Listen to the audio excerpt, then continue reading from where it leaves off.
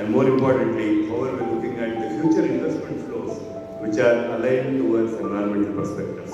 So with this, I now request the panelists to maybe make their opening remarks for a couple of minutes, share their thoughts on this topic, and from then on maybe have some question and answers, which I have a couple of questions for them, but then again I'd like to have the floor open for you to interact with the panelists as well. So with this, may I now request the first speaker today, Mr. Kaushik Sanyal, to share your opening perspectives for a couple of minutes on this topic.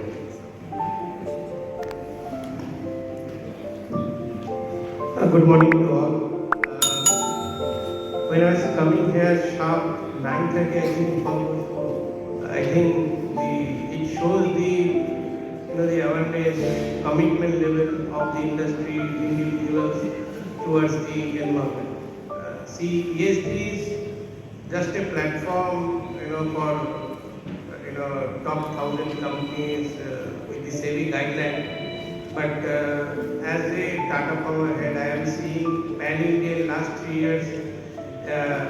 This awareness about the society, the environment has gone multifold. It is not limited only into the big industry. Even in the residential segment, if you see the PM Surya from Tata Power, we used to install 1,000 residential system in a month. Now it has gone 50,000 system in a month in 1 year. So that's the kind of awareness has come. ESG is only a compliance mechanism. And what are the major, I'll make it very simple, what are the major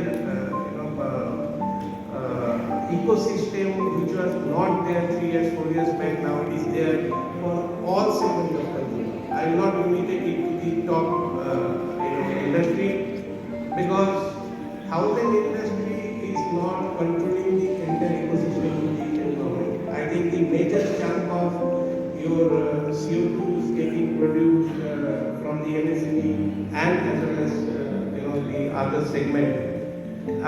If you see the renewable part, previously the technology, the pricing point, the regulation was such, people could have been think up to 25-30% of unregulated.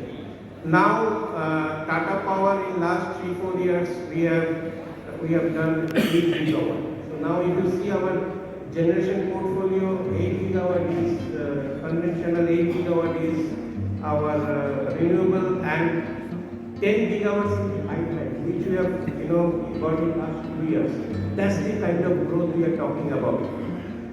There are a lot of positive policy, state level policy, government level policy, CRC, all the regulator. I have not seen, I travel across India, I have not seen a single state which is not pro, renewable. Even the DISCOM, we run the DISCOM.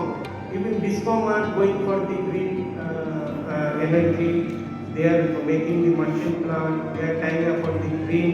So the myth that the DISCOM is against RE, that I am seeing there is a huge shift in the last 2 years. That's one part. Second, the technical solution in terms of wind, solar, so standalone solution of solar, standalone solution of wind, then the combined hybrid solution of solar wind. Now with the the battery storage prices have dropped in, now it's almost $140 per watt peak. With that basis, we are seeing there is a huge transition from a intermediary renewable power to RTC sort of solution. It may not be the RE100, which is the most of the big companies aspire, but definitely it is RE70, which I am executing 4 gigawatts currently with the big lines. That's number one. Number two, this scope 1, scope 2, scope 3, developer like us, we are creating awareness around the industry, to build up the ecosystem, build up the digital platform, build up the required technical inputs to align the entire vendor chain, they are, like you are doing for Maruti, you are doing for Tata Motors, entire the vendor chain, their dealer base, to bring ecosystem. So I think we are in a very good phase, and each individual need to contribute.